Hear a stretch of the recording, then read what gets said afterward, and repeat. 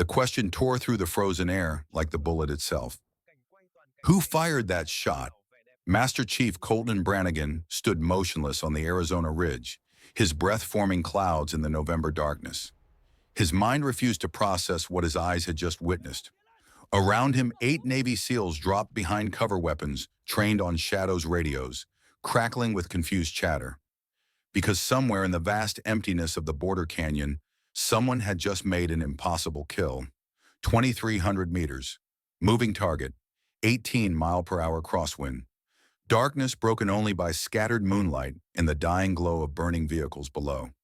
And the insurgent commander who had evaded capture for 7 months lay motionless in the dirt. A single hole through his chest so precise it might have been drawn there with a compass. Brannigan's tactical mind ran the calculations automatically. Bullet drop at that distance would exceed 400 inches. Wind correction alone required adjustments most shooters couldn't visualize, let alone execute. Flight time approaching 3 seconds, meaning the shooter had to predict not just where the target was, but where he would be when physics finally delivered the round. This wasn't marksmanship.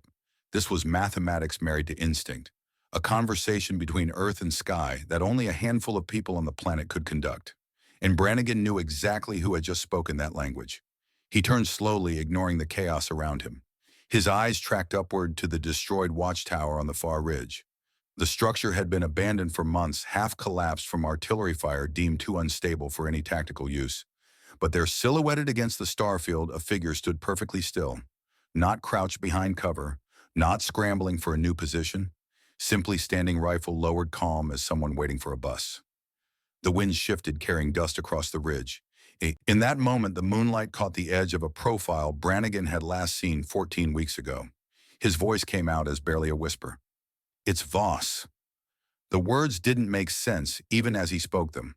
Couldn't make sense, because Sergeant Elena Voss had been listed as missing in action, presumed killed for 11 weeks. Her blood had been found at an abandoned observation post.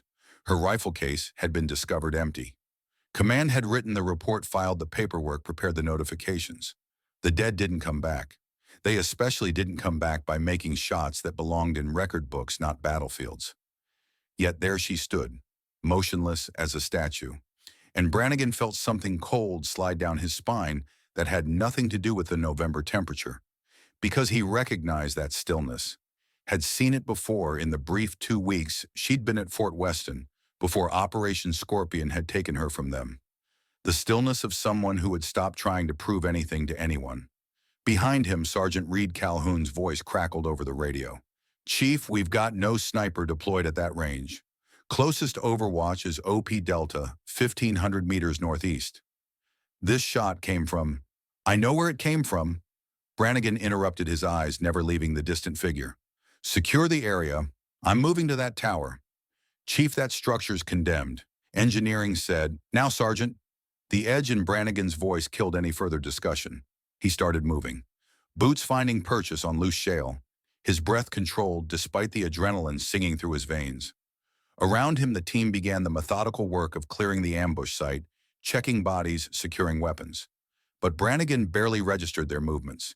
His mind had already traveled backward, to a morning 14 weeks ago, when everything had started. The transport truck kicked up dust as it rumbled through the gates of Fort Weston, and Brannigan had barely glanced up from the training schedule he'd been reviewing. New arrivals were common enough. Replacements, rotations, temporary attachments for specialized operations. The administrative machinery of military life ground on, regardless of who came or went. But something made him look up as the truck's passenger door opened. Maybe it was the way she moved, carrying a single duffel bag with the kind of economy that spoke of someone who'd learned to travel light because they'd traveled often. Maybe it was the absence of the usual bravado new arrivals wore like armor. Or maybe it was simply instinct, the same instinct that had kept him alive through 28 years of operations in places where the wrong instinct meant a flag-draped coffin. She was small, 5'3" at most, maybe 115 pounds soaking wet. Dark hair pulled back in a regulation bun, pale skin that suggested Northern European ancestry, and a scar that ran along her left jaw, the kind of jagged line that came from shrapnel or broken glass, not a surgeon's careful blade. She didn't look around with the curiosity of someone new to base, didn't search for the admin building or look for someone to direct her. Just stood there, duffel over one shoulder, face turned slightly toward the mountains beyond the perimeter, as if she were reading something in the distance that no one else could see. Brannigan found himself walking toward her without quite deciding to. "You're the new attachment." Not a question. She turned to face him, and he caught his first clear look at her eyes, gray-blue like winter sky over water, carrying something he'd seen before in the faces of operators who'd been deployed too long in places where staying alive required a kind of constant vigilance that never quite switched off. "Sergeant Elena Voss, Master Chief, reporting as ordered." Her voice was quiet but clear, not shy, not uncertain, just economical like her movements. "Your file came through yesterday. Most of it's redacted." "Yes, sir." "Just says specialist training location classified." "Yes, sir." Brannigan studied her face, looking for the tells that usually accompanied heavily redacted files. Nervousness about questions, defensiveness about capabilities, the subtle arrogance of someone who'd been told they were special. He found none of it. Just that same calm attention, like she was listening to something he couldn't hear. "You go by Voss, or do you have a first name you prefer?" "Voss is fine, sir." "What's your specialty, Sergeant?" For the first time, something flickered in her expression. Not quite a smile, not quite anything Brannigan could name. But her eyes shifted to the mountains again, then back to his face. "Distance, sir." 2 hours later, Brannigan stood in the admin office. The physical copy of Voss's file spread across the desk. His conversation with the logistics officer, Captain Marcus Webb, wasn't going well. "I need to know what I'm working with here." Brannigan kept his voice level. "Half this file is blacked out. No previous unit assignments, no training locations, no reference to where she's been deployed." Webb didn't look up from his computer screen. "Her assignment here is temporary evaluation, Chief. That's all the information you're authorized to receive." "Evaluation for what?" "Above your clearance." "Captain, I'm responsible for the tactical integration of every operator in this unit. If she's carrying something I need to know about, then you'll find out when you're authorized to find out." Webb finally met his eyes. "Look, I don't know much more than you do. What I can tell you is she came down from SOCOM with instructions that she's to be given full access to training facilities and included in operations at your discretion. Beyond that, her background is classified at a level neither of us gets to peek behind." Brannigan stared at the redacted pages. In 28 years, he'd seen plenty of classified personnel files. But this was different. This wasn't protecting operational details or source identities. This was erasure, as if someone had taken Elena Voss's entire military history and fed it through a shredder. "What happened in Alaska 4 years ago?" He pointed to a single line that had escaped redaction. "Training exercise Sierra. 2 personnel involved, 1 fatality." Webb's expression tightened. "That's all it says, Chief, and that's all I know." "Who died?" "Above both our pay grades." Webb closed the file with deliberate finality. "My advice, watch how she operates. Let her show you what she can do. If command thought she was a problem, they wouldn't have sent her here." Brannigan had left the office with more questions than answers. But by the time he'd reached the barracks, he'd already heard the laughter. The team was gathered outside the equipment bay, supposedly conducting weapons maintenance. But their attention was clearly elsewhere. Reed Calhoun sat on an overturned crate, cleaning his rifle with exaggerated care, while he spoke just loud enough for everyone to hear. "So I'm walking past the range this morning, right? And I see this tiny figure way out by the 1,000-meter line. Think maybe it's somebody's kid who wandered onto base somehow." He paused for effect. "Turns out it's our new attachment. All 100 pounds of her trying to zero a rifle that probably weighs a quarter what she does." Scattered chuckles from the others. "Did she hit anything?" someone asked. "Oh, she hit the berm. Repeatedly. About 6 feet from the target." More laughter. "Command's really scraping the barrel if they're sending us. What did she even look like? I didn't get a good look when she arrived. Like someone's yoga instructor got lost on the way to the studio." Calhoun's voice dripped with contempt. "I'm telling you, she's not going to last a week out here. First time we run a full kit march, she'll be crying for medevac."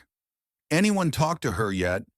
"Tried to. She just stared at me like I was speaking another language, then went back to missing targets." Didn't even have the courtesy to be embarrassed about it. Maybe she's one of those diversity checkbox assignments, another voice offered. Pentagon trying to prove something about integration. Well, they can prove it somewhere else, because I'm not carrying her pack when she falls out of a march, and I'm sure as hell not counting on her to cover my six in a firefight. Brannigan had heard enough. He stepped into the light and the conversation died like someone had cut a wire. Gentlemen, his voice carried the kind of calm that was more dangerous than shouting. I assume all your weapons are clean, your gear is inventoried, and your after-action reports from last week's exercise are filed. Because if they're not, you're going to have a very long night ahead of you. Calhoun had the grace to look uncomfortable. Chief, we were just... I know exactly what you were doing, Sergeant. And here's what you're going to do instead. You're going to remember that Sergeant Voss has been assigned to this unit by command, which means she has skills command, thinks we need. You're going to treat her with the same professional respect you treat any other operator until she gives you reason not to. And you're going to keep your speculation about diversity initiatives and physical capabilities to yourself. He let the silence hang for a beat. Because frankly, gentlemen, I've seen too many small, quiet operators outlast bigger, louder ones to ever judge anyone by size alone. Another pause, heavier this time. Are we clear? A chorus of "Yes, Chief" answered him. Outstanding. Now finish your maintenance and get some rest. We've got a full training schedule tomorrow and I expect everyone to be sharp. He walked away before any of them could respond. But the damage was already done. Not to Voss, who probably hadn't heard any of it, to the team's cohesion, to their ability to function as a unit, because a squad was only as strong as its weakest link. And if they'd already decided Voss was that link, they'd never give her a chance to prove otherwise. He found her exactly where Calhoun had said she'd be. The rifle range at Fort Weston stretched across a flat expanse of Arizona desert with target stations at intervals from 100 to 2,000 meters. Most operators trained at the closer distances where the mathematics of ballistics were manageable and the wind was more suggestion than tyrant. Voss stood at the 1,800-meter line. Brannigan approached slowly, not wanting to break her concentration. She lay prone on a shooting mat, eye pressed to a scope body, absolutely still. The rifle she'd been issued was standard military hardware. Nothing special about it, but the way she held it suggested familiarity that went beyond training manuals and qualification courses. He checked his watch. 5:15 in the morning, sunrise still 40 minutes away. Most of the base was asleep, but here she was, alone in the darkness, firing at targets most people couldn't even see at this distance in full daylight. She squeezed the trigger. The rifle barely moved against her shoulder. Recoil absorbed so smoothly it looked like she and the weapon were a single mechanism. Downrange, Brannigan couldn't see the impact. Too dark, too far. She fired again. Same controlled press. Same minimal movement. Again. Again. 4 shots. Maybe 15 seconds between each. The rhythm was hypnotic, like listening to someone play a very slow, very deliberate piece of music where each note mattered more than speed. Then she stopped. Safe the weapon, stood in one fluid motion. Only then did she acknowledge Brannigan's presence. A small nod. Master Chief, you're up early. Sergeant, you're up earlier. Best light for reading wind is dawn and dusk, sir. When the temperature is transitioning, you can feel the air move differently. Brannigan glanced at the distant target, invisible in the darkness. Mind if I check your work? Not at all, sir. They walked down range together, neither speaking. The pre-dawn quiet was complete except for the crunch of their boots on hard-packed earth. By the time they reached the 1,800-meter target, the eastern sky had started to pale. Brannigan examined the paper. 4 holes, clustered within a 6-inch radius. Not center mass, he noted. All 4 slightly right of center.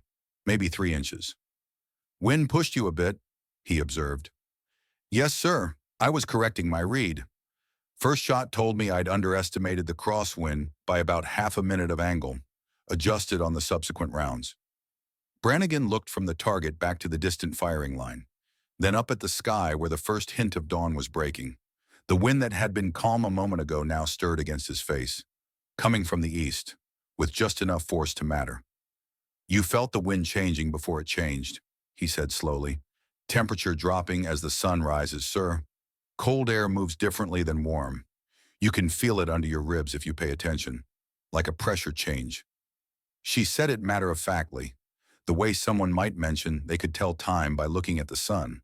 But Brannigan had spent 28 years around snipers, and he'd never heard anyone describe wind reading quite like that. It wasn't technical, wasn't academic, it was almost spiritual, as if she were listening to a language everyone else was deaf to. "Where'd you train, Sergeant?" "Various locations, sir. Mostly cold weather environments." "Alaska." Something flickered across her face, there and gone before he could read it. "Yes, sir, among other places. Your file mentions a training incident, Exercise Sierra." Her jaw tightened, almost imperceptibly. "Yes, sir." "What happened?" For a long moment she didn't answer, just stood there looking at the target with those winter sky eyes, and Brannigan could see her deciding how much to say. Finally she spoke, her voice quieter than before. "Avalanche, sir. We were conducting high-altitude sniper operations. Weather turned faster than forecast predicted. My spotter and I got caught in the slide." She paused. "He didn't make it out." "I'm sorry." "Thank you, sir." She turned to face him fully. "He taught me that distances never lie, even when everything else does. The math doesn't care about weather or fear or bad luck. Bullet drop wind drift Coriolis effect at extreme range. It's all just physics, honest physics. And if you respect the distance, if you do the work, the distance will tell you the truth." Brannigan studied her face, looking for grief, guilt, trauma, the usual markers people carried after losing someone. He found them there, buried deep. But what struck him more was the control, the way she'd compressed whatever pain she carried into something dense and small enough to carry without it crushing her. "What's the furthest shot you've made, Sergeant?" 2,900 meters, sir. Mountain environment. Favorable conditions." Nearly 2 miles. Brannigan had made shots at that range exactly twice in his career, both times with custom equipment and perfect conditions. The fact that she stated it without pride or posturing told him it wasn't bragging. "And under combat conditions." 2,400 meters, sir. Less favorable conditions." "Who was the target?" Again that pause, that careful consideration. "Someone who needed to stop breathing, sir." It was the most emotion he'd heard in her voice since she'd arrived, and it told him more than any amount of detail would have.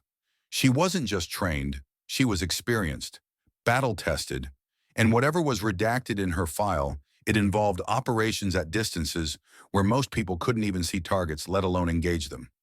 "The team doesn't know what to make of you," Brannigan said. "I notice, sir. They think you're out of your depth, that you can't carry your weight." "I notice that too, sir." "Doesn't bother you." Voss looked at him with those calm, assessing eyes. "I learned a long time ago that people see what they expect to see, Master Chief. I'm small. I'm quiet. I don't match what they think an operator should look like, so they assume I'm weak."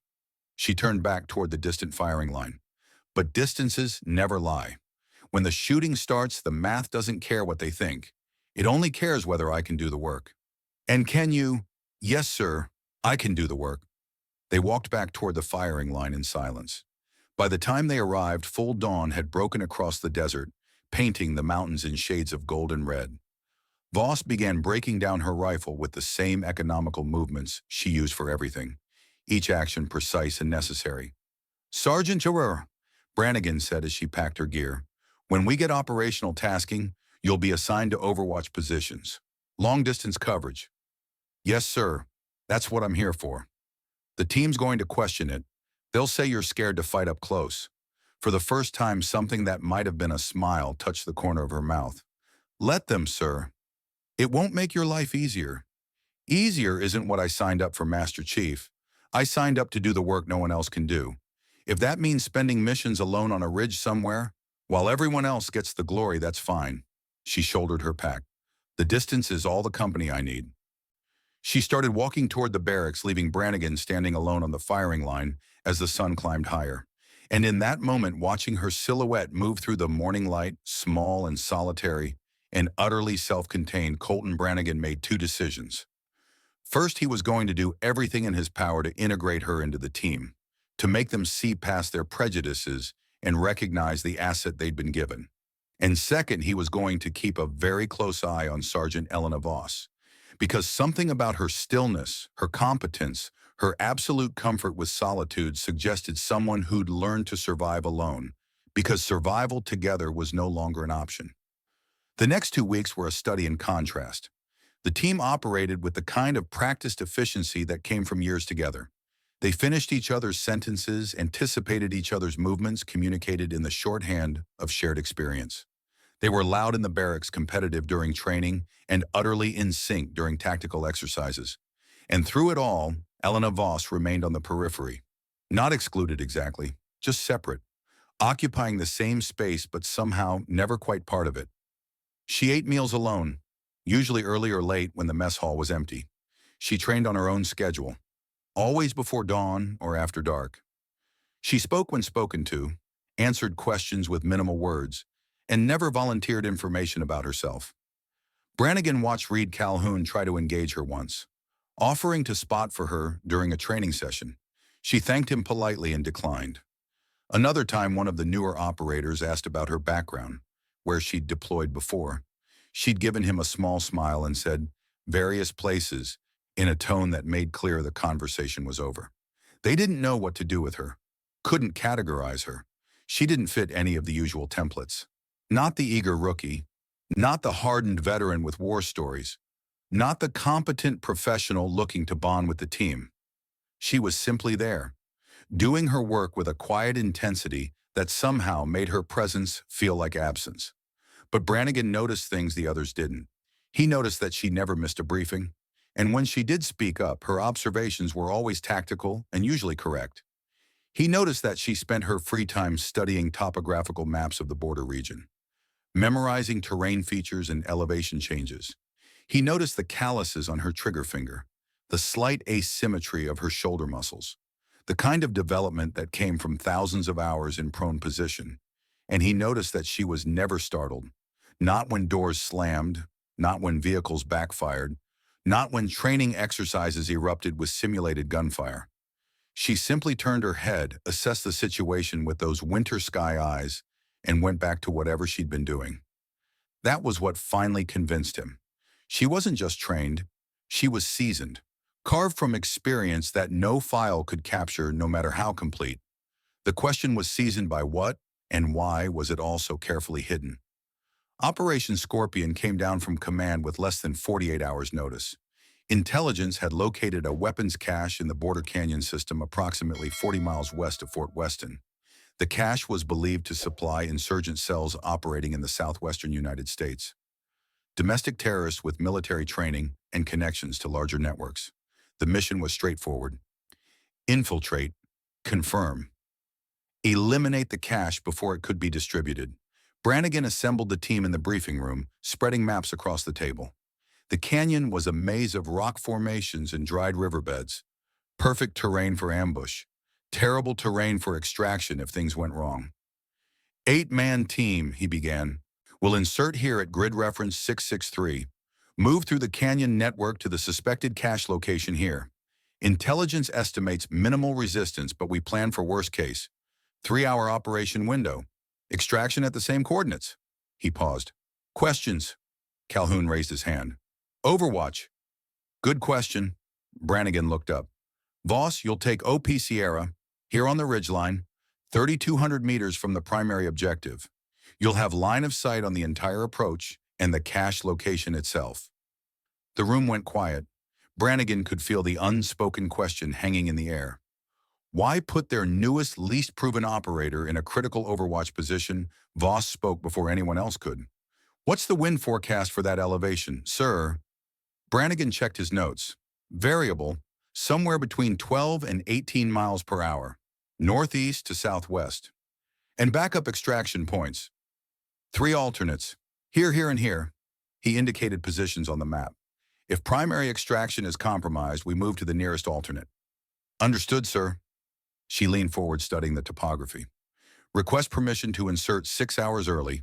I'll need time to map the wind patterns at that specific location. The canyon walls will create thermal variations that satellites won't predict accurately. It was the longest statement Brannigan had heard from her in 2 weeks, and it was tactically sound. Wind at elevation was never as simple as the forecast suggested, especially in complex terrain. Granted, you'll insert at 0200. We'll follow at 0800. Calhoun couldn't quite keep the skepticism out of his voice. Chief, with respect, Voss has never run an operation with this team. Wouldn't it make more sense to put someone with field experience in Overwatch? The room tensed. It was as close to insubordination as Calhoun had ever come, and everyone knew it. But Brannigan also heard what wasn't being said. They still didn't trust her, still saw her size and her silence and her solitude as weaknesses, not strengths. He could have pulled rank, could have ended the discussion with a single word. Instead, he looked at Voss, giving her the chance to defend herself.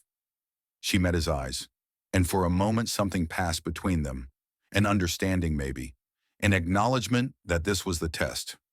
Right here, not the mission, the moment before it, when she could either prove she belonged or confirm their doubts. I have field experience, Sergeant. Her voice was quiet but carried across the silent room. Just not with this team. Master Chief is putting me in Overwatch because that's what I do. That's my specialty. She paused. And if something goes wrong down in that canyon, which statistically speaking has about a 30% probability given the terrain and limited intelligence, you're going to be very glad someone's up on that ridge who can make shots you can't. She said it without arrogance, without challenge, just statement of fact delivered in that same quiet voice that somehow carried more weight than shouting. Calhoun opened his mouth, closed it, then nodded slowly. Understood, Sergeant. The briefing continued, covering entry routes and communication protocols and emergency procedures. But Brannigan barely heard it. His attention kept drifting to Voss, who'd returned to studying the maps with absolute focus, already working the angles in her head. And he thought about what she'd said. The distances never lie. He was about to find out if she was right. The helicopter dropped Voss into darkness 3 miles from OP Sierra at exactly 0200 hours. She landed in a crouch, absorbing the impact through her legs. The aircraft was already climbing away before she'd fully straightened. Within seconds, the rotor noise faded into the vast silence of the Arizona Canyon system, leaving her alone with the wind and the stars and the work ahead. She stood motionless for a full minute, letting her eyes adjust, letting her ears catalog the ambient sounds. Nightbirds in the distance, the rustle of sparse vegetation, the almost subsonic moan of wind moving through rock channels. No human sounds, no engine noise, no radio chatter, just the ancient quiet of stone and sky. Good, she began moving, rifle slung across her back, night vision monocular transforming the darkness into shades of green. The terrain was exactly as the maps had shown. Broken rocks, steep grades, narrow passages where centuries of flash floods had carved paths through limestone. Difficult ground even in daylight. At night, with 60 pounds of gear, it required absolute focus. Voss had always preferred the night. There was honesty in darkness, no distractions, no social performances. Just you and the terrain and the work. The mathematics of survival simplified to their purest form. Step correctly or fall. Navigate accurately or get lost. Stay alert or die. She reached OP Sierra 90 minutes later, having covered 3 miles of canyon at a pace that would have exhausted most operators. Her breathing was elevated but controlled. Sweat cooled on her skin in the pre-dawn chill. She took her position on a flat shelf of rock that jutted from the ridgeline like a natural balcony, offering unobstructed sight lines across the entire operational area. Then she began the real work. First, the wind. She'd brought a handheld anemometer, but instruments only told part of the story. Wind at ground level behaved differently than wind at elevation. Wind moving through canyons created eddies and currents that changed by the hour as the sun heated and cooled different rock faces. You couldn't just measure it. You had to feel it, learn its rhythms, understand its moods. She stood at the edge of the shelf, eyes closed, arms slightly extended, feeling the air pressure against her palms, her face, the exposed skin of her neck, listening to how the wind sounded as it moved past her position, noting the temperature drop as morning approached, northeast to southwest, just as forecasted, but gusting irregularly. with dead zones where the canyon walls blocked the flow entirely. She'd need to adjust her calculations constantly, reading the wind at the moment of each shot rather than trusting any single measurement. Next, the ballistics. She unpacked her rifle, a weapon she'd carried for 4 years now. Every component selected and tuned for extreme distance precision, not military issue, not standard anything. Just a tool built for a single purpose, making impossible shots possible. She spent an hour ranging every significant feature of the terrain: the dried riverbed where the team would approach, the cluster of abandoned buildings where intelligence placed the weapons cache, the 3 fallback positions Brannigan had identified, every rock formation large enough to provide cover, every elevation change that might affect trajectory. By the time the eastern sky began to pale, she had the entire operational area mapped in her mind, with the kind of detail most people reserve for their childhood homes. She knew which shooting positions would work for which targets, knew where the dead zones were, knew the exact angles and distances that would matter when everything went wrong. Because in her experience, everything always went wrong. She ate an energy bar without tasting it, drank water without thinking about it, and settled into the patient stillness that was her natural state. The team would arrive in 4 hours. Until then, she was alone with the wind and the mathematics and the memories she kept carefully locked away in a place where they couldn't interfere with the work. The sun rose over the canyon, painting the rocks in shades of amber and rust. And Elena Voss, small and silent and utterly focused, waited for the moment when distance would either prove her worth or expose her failure. There was no middle ground. There never had been. The radio crackled at 0745. "Sierra, this is Alpha 1. Radio check over." Brannigan's voice, calm and professional. Voss keyed her transmitter. "Alpha 1 Sierra. I read you 5 by 5. Conditions are optimal. Wind northeast at 14, gusting to 18. Temperature 62 degrees and climbing.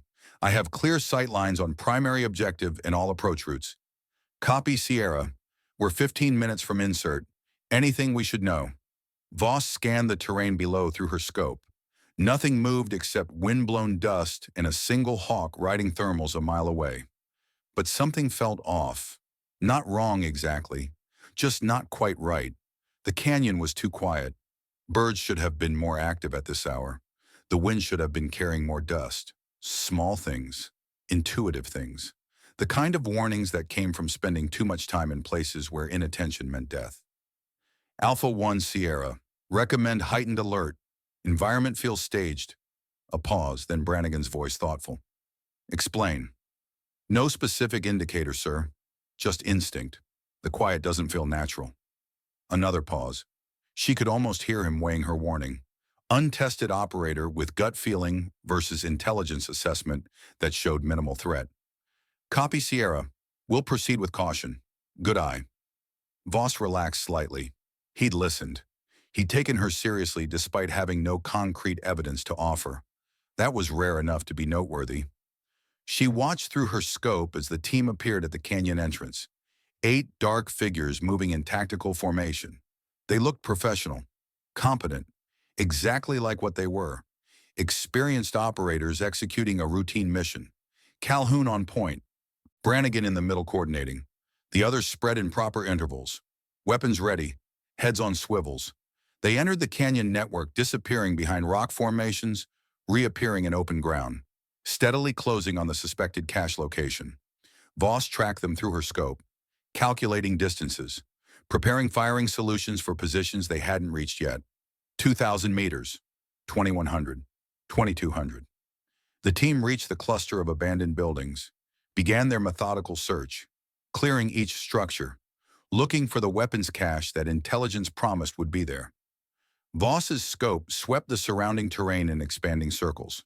Near ground first, then mid-range, then the far ridge lines where threats might be staging. She saw the glint of metal 3 seconds before the world exploded.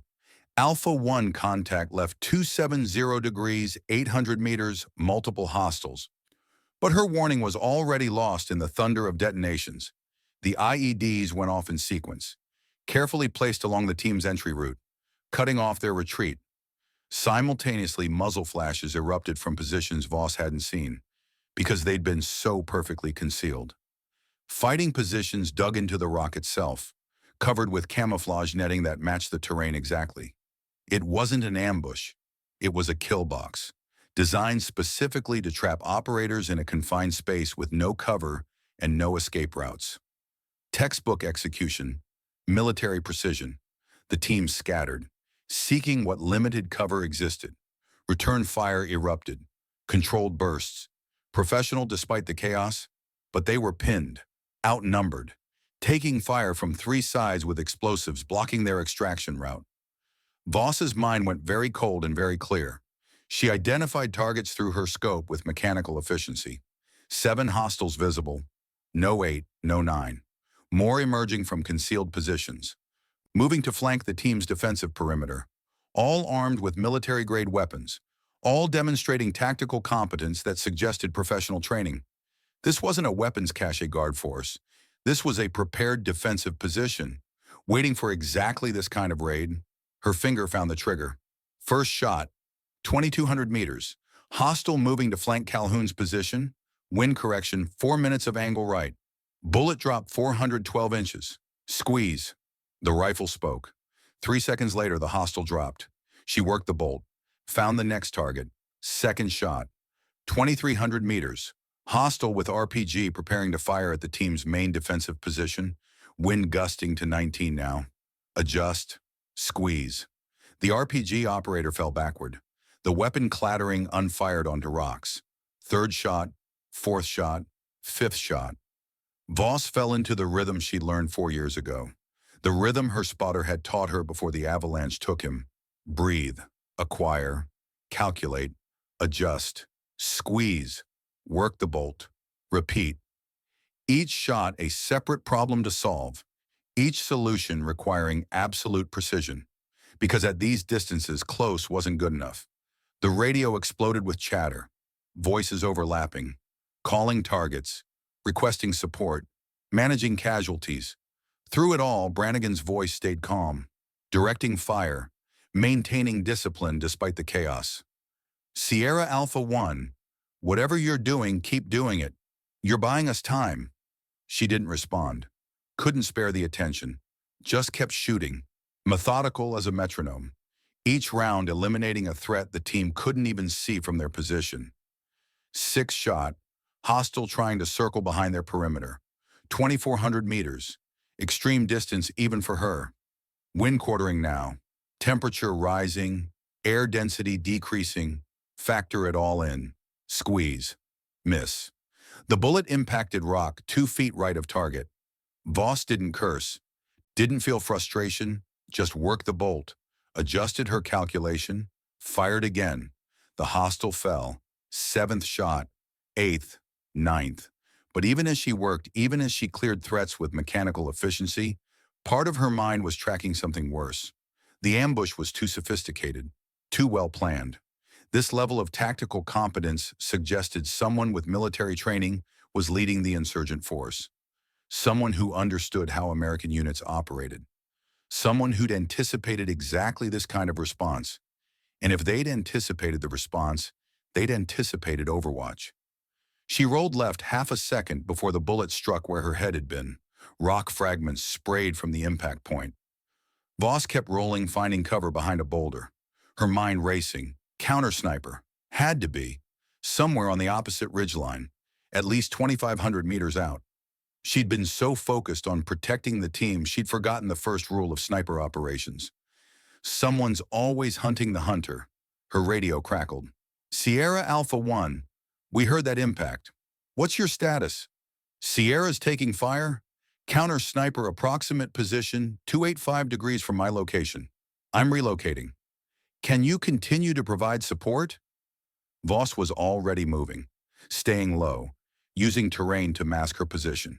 The counter sniper would be tracking her, waiting for her to expose herself. But the team was still pinned, still taking casualties. She could hear it in the radio traffic. Someone was hit. Probably Calhoun based on the voices calling for medical support. Affirmative Alpha 1. Give me 30 seconds. She moved to a secondary position 40 meters from her original spot. Approaching from an angle the counter sniper wouldn't expect. Set up quickly. Scope on the far ridgeline. searching for the telltale glint of glass or the subtle wrongness of a camouflage position. There. A shadow that was slightly darker than the surrounding shadows. A shape that was too regular to be natural rock. The counter-sniper. Professionally concealed, but not quite invisible. 2,700 meters. Wind had shifted again. Now almost directly crosswind. The math was complex. The shot was borderline impossible. But the team was dying while she calculated. Voss steadied her breathing. Let her heart rate slow. Felt the wind against her face under her ribs, the way her spotter had taught her. Physics didn't care about impossible. It only cared about correct. She squeezed the trigger. The counter-sniper's position erupted in a spray of rock and dust. Through her scope, she saw the figure slump, weapon falling away. Counter-sniper neutralized, resuming support. She shifted aim back to the kill box below, found hostile targets, started shooting again. But the dynamics had changed. With the counter-sniper eliminated and 7 of their fighters down, the insurgent force was losing its advantage. They began withdrawing, moving back toward prepared positions deeper in the canyon. Alpha 1 hostiles are retreating. You have a window for extraction. Negative Sierra. Calhoun's hit bad. We need 10 minutes to stabilize him for transport. 10 minutes. An eternity in combat. Voss scanned for new threats. Found 2 more hostiles trying to circle around for another angle of attack. Eliminated them both with quick succession shots at ranges that would have been considered showing off in any other context. The minutes stretched. Her ammunition was running low.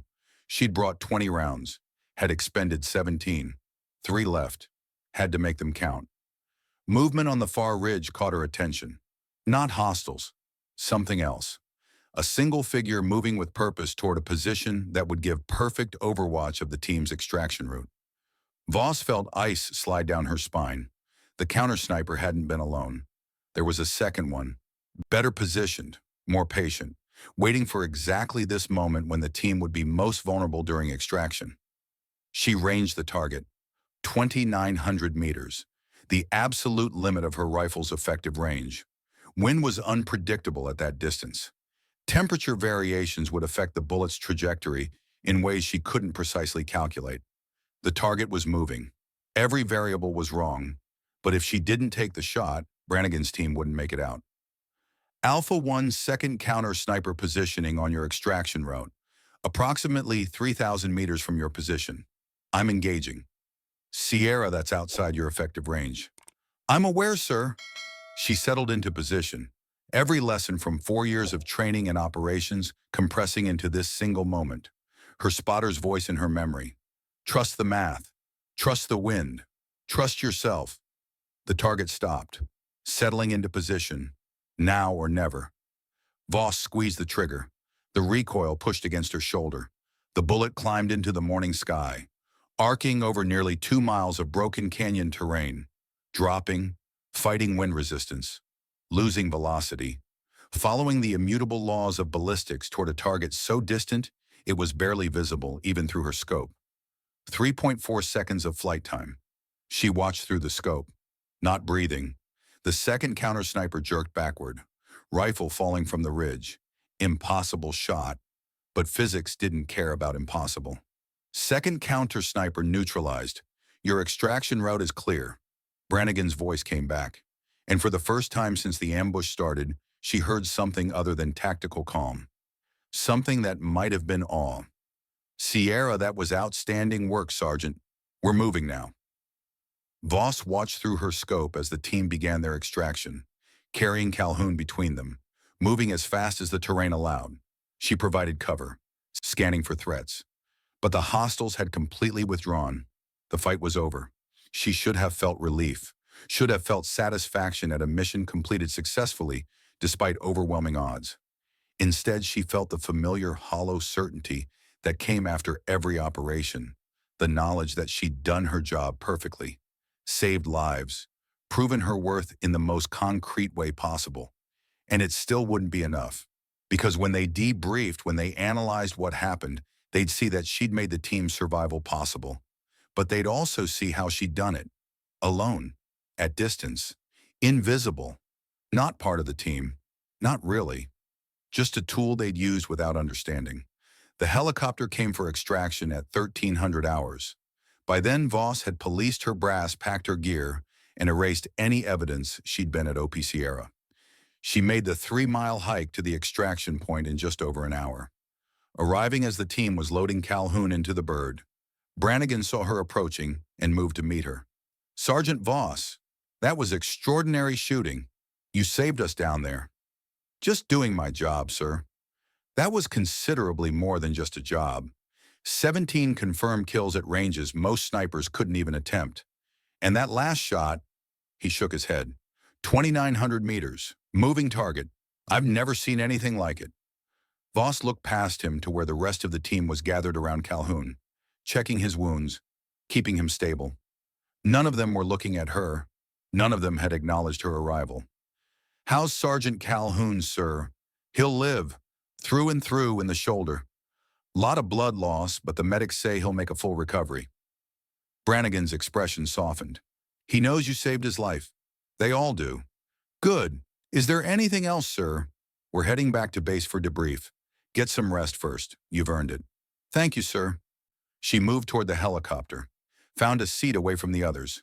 Strapped in, the bird lifted off, rotors beating against the afternoon air, carrying them away from the canyon where she'd just proven beyond any doubt that she was exactly what her redacted file suggested. One of the most capable long-distance shooters in military service. And as they flew, as the team celebrated their survival and discussed the engagement in excited voices, Voss sat alone in her seat and stared out at the passing terrain. Because she'd made a decision during those final moments on the ridge, a decision that Brannigan's team couldn't know about yet, a decision that would change everything.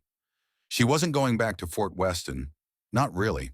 She was going into the Canyon Network, alone, going after the insurgent force that had nearly killed the team, going to finish what Operation Scorpion had started, because the ambush had been too sophisticated, the counter-snipers too well-positioned, the tactical execution too professional. Someone with serious military training was leading that force, someone who knew how American units operated, someone who'd done this before and would do it again. And if command sent another team, more operators would die in that canyon. More families would receive folded flags and careful letters about sacrifice and service, unless someone stopped it first. Someone quiet, someone invisible, someone who could survive alone in hostile terrain. Because survival alone was the only kind of survival she'd ever really known. The helicopter touched down at Fort Weston at 14:30 hours. The team disembarked, supporting Calhoun toward the medical facility. Brannigan went with them, already coordinating debrief schedules and after-action reports. Voss hung back, letting them move ahead. She had maybe 6 hours before anyone would think to look for her. 6 hours to gather supplies, study maps, and disappear into terrain where no one would think to search. She shouldered her pack and started walking, not toward the barracks, toward the equipment depot, where she could requisition gear under authorization that would expire the moment someone realized what she was doing. Behind her, the team's voices faded into the afternoon heat. Ahead, the mountains waited, indifferent and eternal. And somewhere in those mountains, an enemy force was regrouping, planning their next attack, confident that they'd won this round. They were wrong, but they wouldn't know that until it was far too late. That night, in the darkness of her barracks room, Elena Voss made her final preparations. She packed light, essentials only, water purification tablets, compact rations designed for extended operations, medical supplies heavy on antibiotics and coagulants, ammunition. She'd requisitioned another 40 rounds from the armory, signing paperwork that wouldn't be reviewed until tomorrow, her rifle already broken down and ready. The notebook she'd been maintaining filled with topographical details and observation notes. And something else, something she'd kept hidden since arriving at Fort Weston. From the bottom of her footlocker beneath regulation uniforms and standard gear, she pulled a small bundle wrapped in oilcloth. Inside, civilian clothes appropriate for border towns, a set of identity documents showing her as Kate Morrison, freelance photographer, cash and small bills, a burner phone with local numbers programmed in. She'd prepared this before Operation Scorpion, had known somehow that the mission wouldn't end cleanly, that she'd need to become someone else to finish the work that military operations couldn't complete.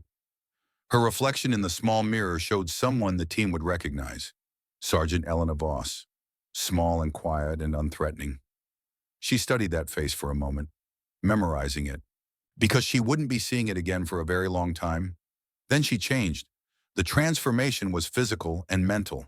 Civilian clothes, worn jeans, faded shirt, dusty boots that had seen hard miles, hair down from its regulation bun tied back in a simple ponytail. Posture changed from military bearing to something more casual, less disciplined. Expression softened from tactical alertness to the kind of weary practicality civilians wore in border regions. Kate Morrison looked back at her from the mirror. Not a soldier, just another person trying to survive in difficult terrain.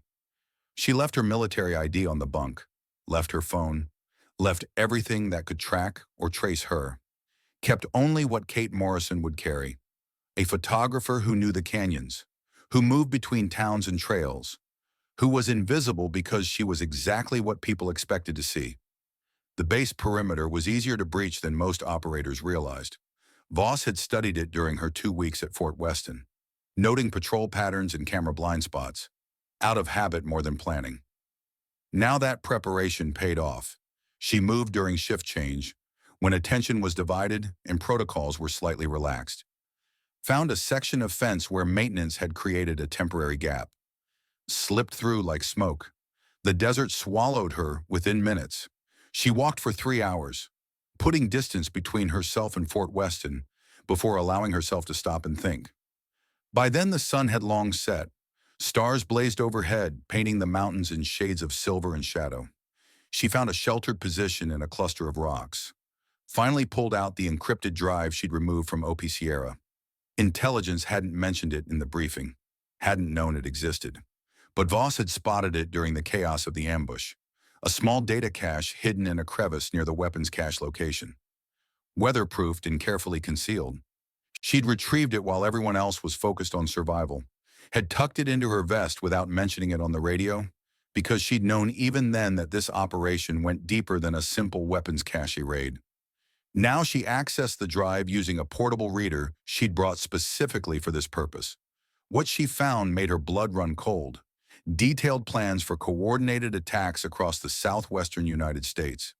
Not random terrorism, not opportunistic violence.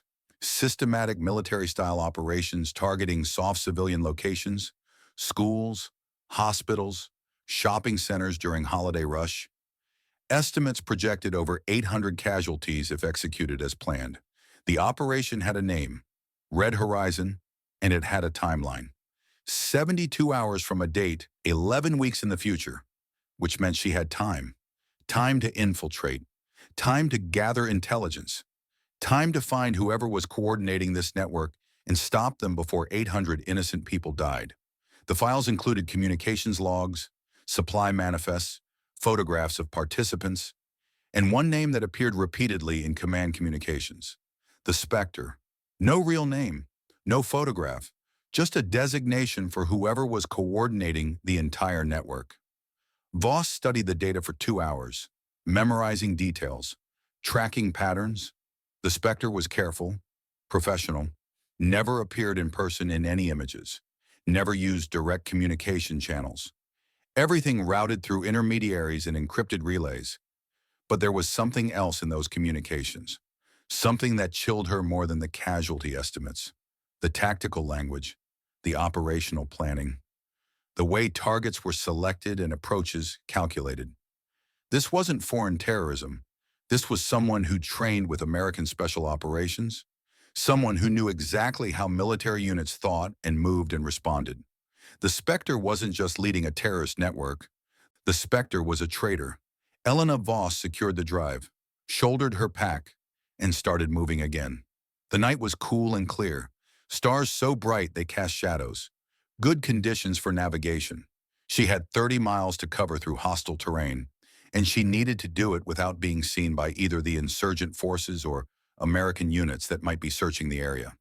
She had 11 weeks to infiltrate the network, find the Spectre, stop Red Horizon, and she had to do it alone, because that was what she did. what she'd always done. The distance was all the company she needed.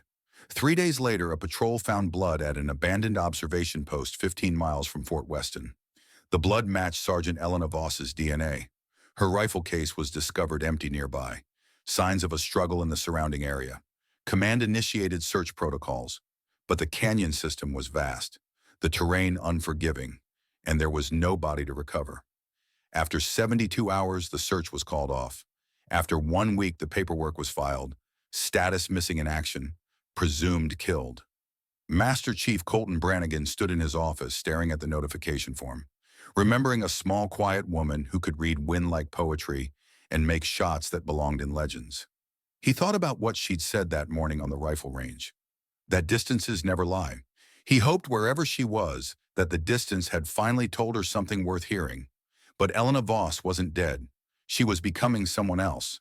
And somewhere in the vast emptiness of the Arizona borderlands, Kate Morrison was learning to disappear. Not from the world, into it. The woman who walked into Dos Cruces on a dusty October afternoon bore no resemblance to the soldier who had vanished into the Arizona night 3 weeks earlier. Kate Morrison moved with the easy stride of someone who had spent years navigating difficult terrain. Her camera bag hung from one shoulder, a worn backpack from the other. Her clothes were faded from sun and use. Her boots showed the kind of wear that came from hundreds of miles of desert trails. She looked exactly like what her documents claimed. A freelance photographer specializing in landscape and wildlife. Someone who drifted between border towns chasing light and solitude. Someone invisible because she was precisely what people expected to see. The town itself was barely worthy of the name. 300 souls on a good day. A single main street lined with adobe buildings that had seen better decades. A gas station, a general store, a bar that served food when the cook bothered to show up, a small church with a bell tower that hadn't rung in years. The kind of place where strangers were noticed but not necessarily questioned. Where people minded their own business because everyone had something they'd rather not discuss. Perfect for disappearing, perfect for watching. Kate found a room above the general store. $40 a week, shared bathroom down the hall, a window that looked out over the main street in the mountains beyond. She paid cash for 2 weeks in advance, told the owner she was scouting locations for a photography project, smiled when expected, answered questions with just enough detail to seem normal. Then she unpacked her gear and began the real work. The encrypted drive from OP Sierra had given her the broad strokes. Operation Red Horizon, the Spectre. 11 weeks until 800 people died. But intelligence without context was just data. She needed to understand the network from the inside, learn its rhythms, identify its weaknesses, find the threads that would lead her to the man at the center of the web. And to do that, she needed to become useful. The first week was observation. Kate spent her days hiking the trails around Dos Cruces, camera always ready, taking photographs of rock formations and desert wildlife and the spectacular light that painted the mountains at dawn and dusk. She ate meals at the bar, spoke with locals when they initiated conversation, listened far more than she talked, and she learned. She learned that certain trucks passed through town on irregular schedules, always at night, always heading toward the canyon system to the west. She learned that certain men gathered at the bar on certain evenings, speaking in low voices, falling silent when strangers approached. She learned that asking too many questions was unhealthy, but being useful and quiet could earn opportunities. By the second week, Kate Morrison had established herself as a fixture. The photographer who knew the trails better than most locals, who could navigate terrain that intimidated experienced hikers, who never pried into anyone's business. The kind of person who might be valuable to people who needed to move through difficult country without being seen. The opportunity came on a Thursday evening. Kate was sitting at the bar reviewing photographs on her camera's display screen.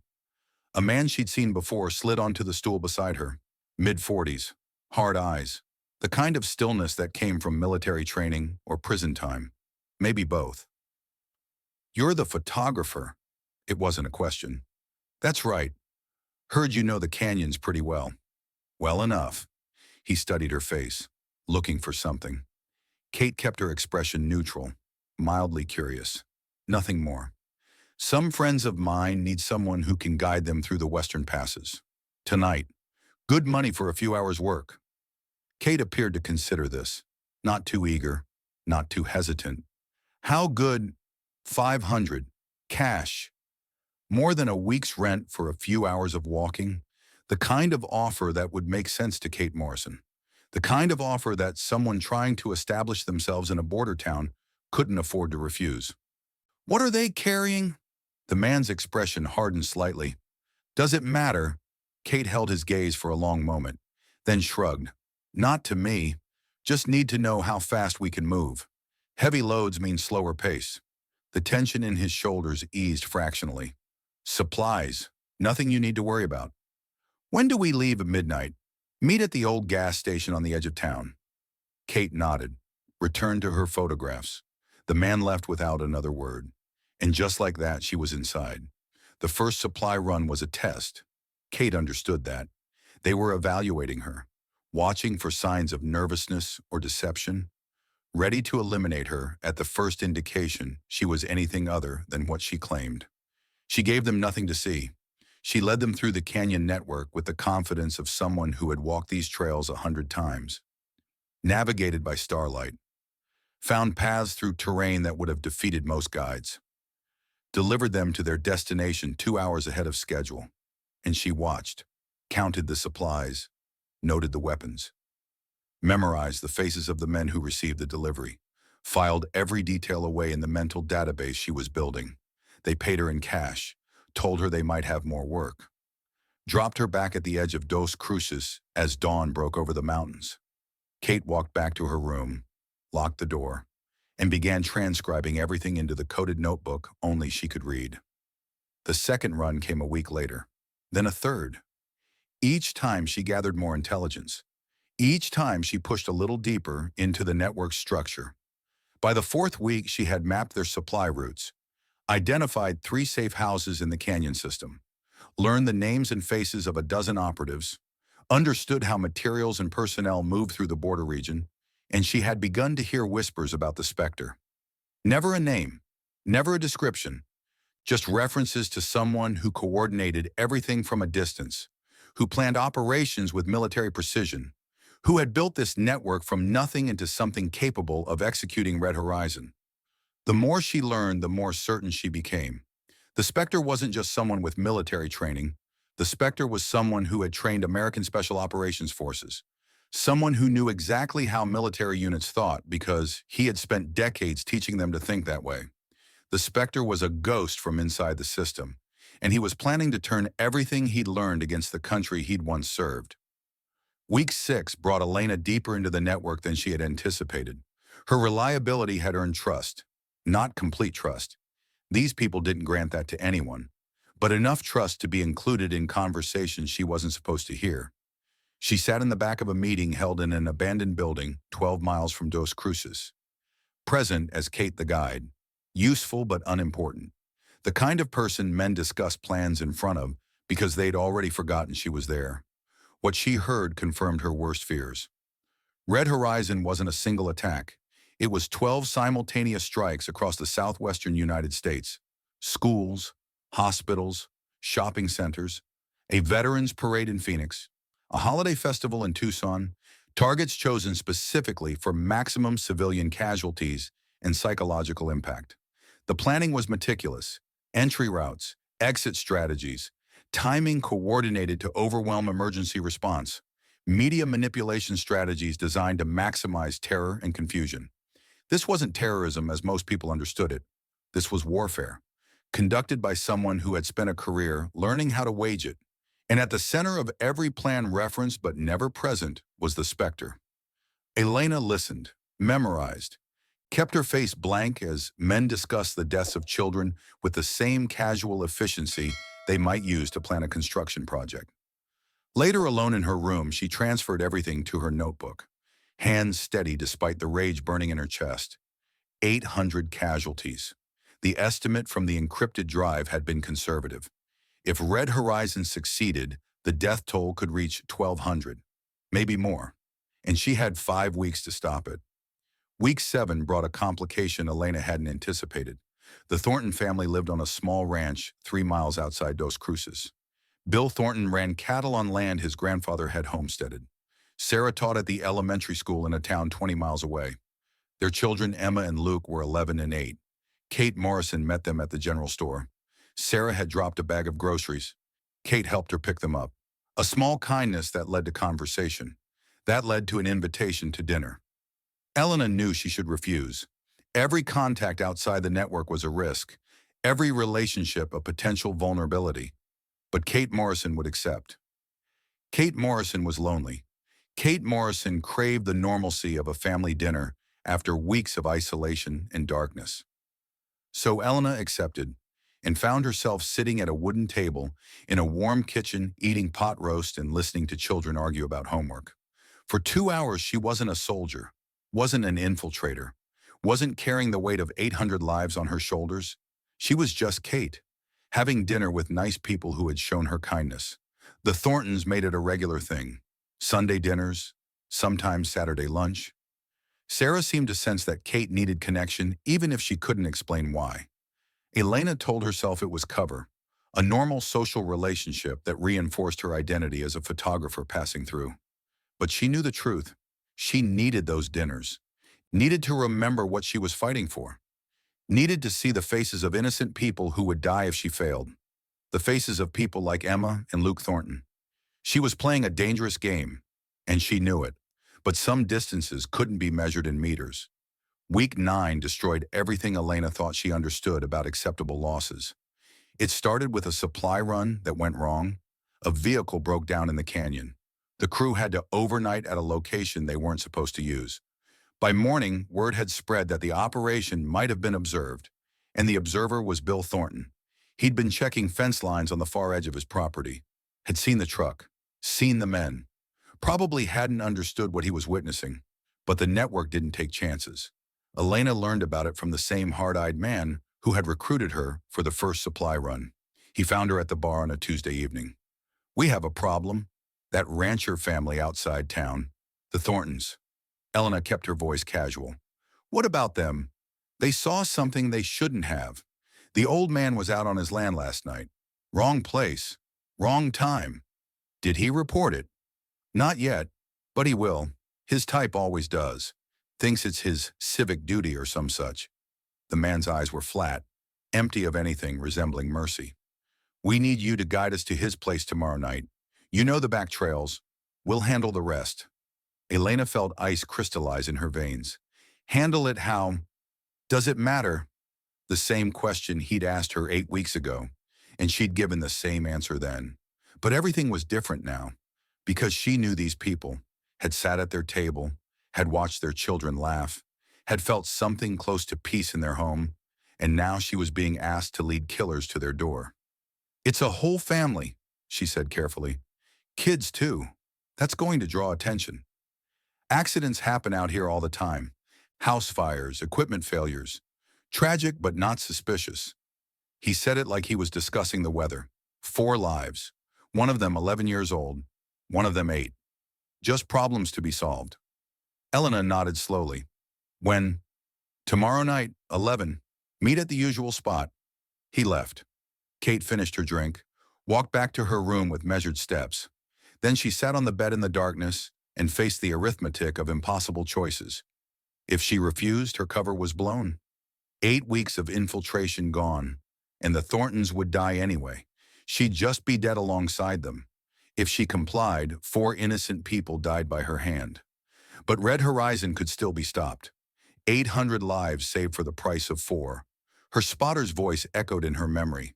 Words spoken in an Alaskan cabin the night before the avalanche took him.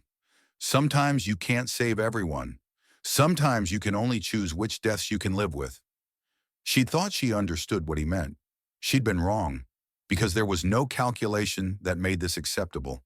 No equation that balanced a child's life against a projected casualty estimate. No distance far enough to make murder feel like mathematics. Elena sat in the darkness for 3 hours, thinking, planning, looking for any option that didn't require her to become the monster she was hunting. And finally she found one. It wasn't good. It was barely even possible. But it was the only choice she could live with. At 2 in the morning, Elena Voss left her room through the window. moved through Dos Cruces like smoke, found the back trail to the Thornton Ranch. She reached their property at 3:30, circled to the rear of the house, found the bedroom window she'd identified during her visits, tapped the glass softly until Sarah's face appeared. The woman's eyes went wide with fear, then recognition, then confusion. Elena pressed a finger to her lips, gestured for Sarah to open the window. Kate, what are you? Don't talk, just listen. You need to leave. Tonight. Right now. Take Bill and the kids and go to your sister in Albuquerque. Don't pack. Don't tell anyone. Just go. I don't understand. What's happening? Bill saw something he shouldn't have. There are men coming tomorrow night. Bad men. They're going to hurt your family. Sarah's face went pale in the moonlight. How do you know this? Elena held her gaze. Let the mask slip just enough to show the soldier underneath. Because they asked me to guide them here. The silence stretched between them. Elena could see Sarah processing, fear and confusion giving way to understanding. You're not really a photographer, are you? No. Who are you? Someone who's trying to stop very bad things from happening. And I can't do that if you're dead. So please, take your family and go. Now. Don't come back until you hear the news that it's safe. How will we know? You'll know. Trust me. Sarah stared at her for a long moment, then nodded slowly.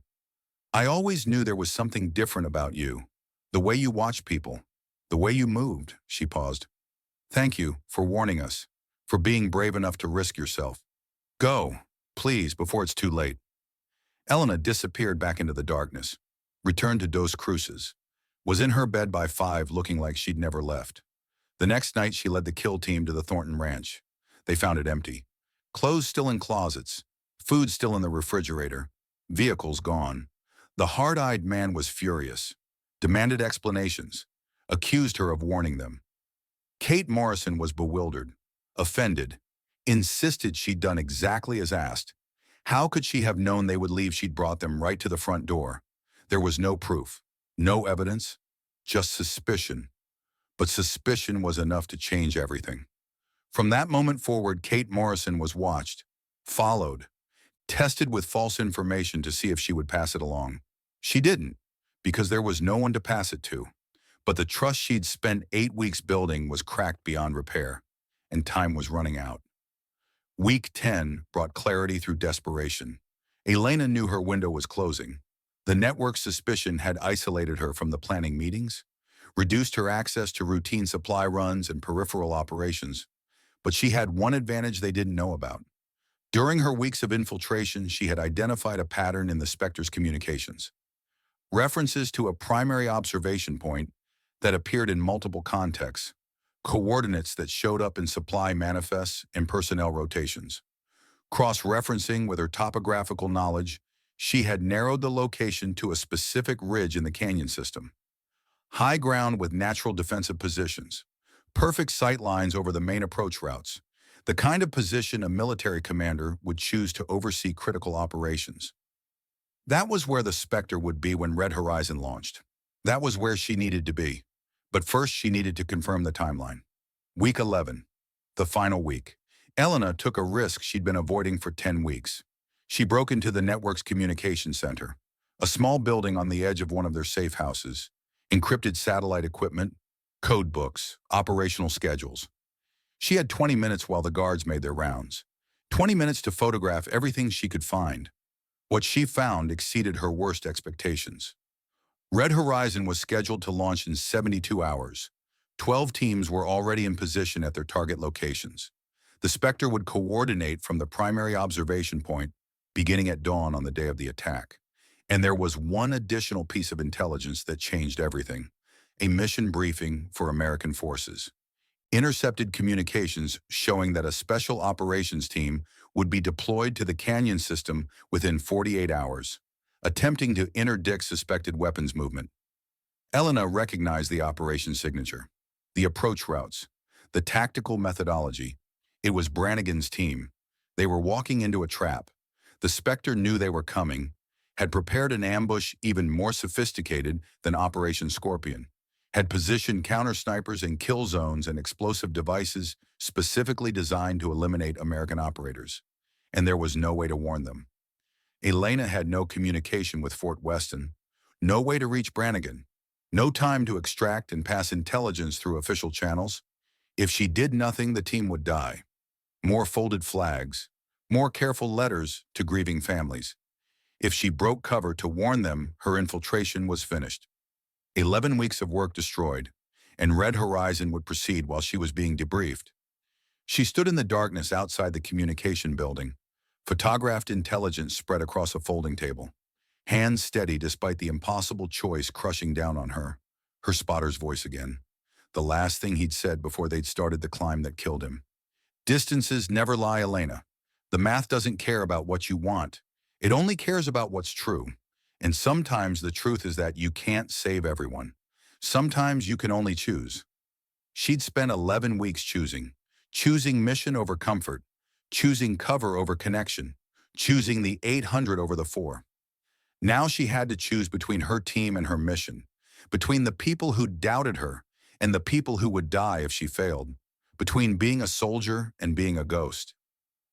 Elena made her choice. She photographed everything, secured the intelligence, slipped back into the night without leaving a trace. Then she began the 30-mile journey that would either end everything or begin something she couldn't yet imagine. The canyon system swallowed her like it always did, indifferent to her purpose, uncaring about the weight she carried. She moved through terrain she knew better than anyone now. 11 weeks of running supplies had given her intimate knowledge of every trail, every dead end, every position that offered advantage or vulnerability. She calculated as she walked. Time, distance, probability. The team would insert in approximately 40 hours. The Spectre would position at the primary observation point at dawn on day 3. Red Horizon would launch 6 hours later. She had one chance to stop both disasters, and it required being in a position that no one would expect anyone to use. The destroyed watchtower on the Sierra Ridge. Engineers had condemned it months ago. Structural damage from artillery fire. Could collapse at any moment. But Elena had studied the damage during her reconnaissance, had identified the load-bearing elements that remained intact, had calculated angles and sight lines from a position that offered perfect overwatch of both the Spectre's observation point and the kill zone where Brannigan's team would be ambushed. It was insane. Positioning herself in a structure that might collapse. Attempting shots at extreme range under combat conditions. Taking on an entire network with a single rifle. But sanity was a luxury she couldn't afford, and distances never lied. She reached the base of the tower as the sun set on the 11th week, climbed carefully testing each handhold, each footrest. The structure groaned beneath her weight, showered dust and debris with every movement, but it held. She found her position on a shelf of rock that jutted from the tower's skeleton, unobstructed sight lines in every direction. The entire operational area spread before her like a tactical map come to life. She set up her rifle, checked her ammunition, 40 rounds, enough to make a difference if every shot counted. Then she settled into the patient stillness that had defined her entire adult life, waiting. The night passed. Elena didn't sleep, couldn't sleep. Her mind was too busy running calculations, scenarios, contingencies. She watched the canyon network through her scope as darkness gave way to gray dawn, saw the insurgent positions preparing for the ambush, counted fighters, noted weapons, mapped the kill zone where American operators would die if she failed, and she saw the primary observation point where the Spectre would position himself. Empty now, but not for long. 40 hours until Brannigan's team arrived, 36 hours until Red Horizon, one woman, one rifle, one chance. The math was impossible, but physics didn't care about impossible. It only cared about correct. Elena Voss steadied her breathing, felt the wind under her ribs, and prepared to come back from the dead. The tower groaned in the morning wind. Far below, the canyon waited in patient silence, and somewhere in the distance, a ghost named the Spectre was preparing to orchestrate the deaths of 800 innocent people. He didn't know that another ghost was watching. He didn't know that distances never lie. He was about to learn. Dawn broke over the Arizona desert. The first light caught the ruined tower and the small figure positioned within its skeleton. Elena Voss, who had been dead for 11 weeks, checked her rifle one final time. The scope was clear. The ammunition was ready.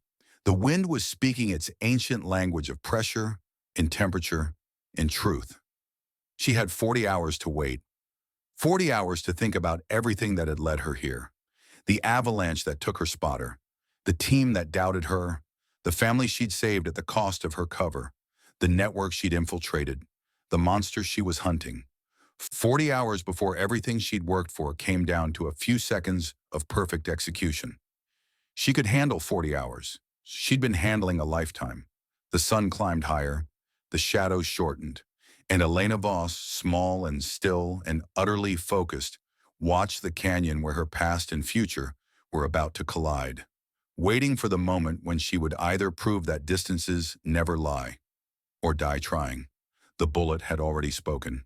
Now came the reckoning.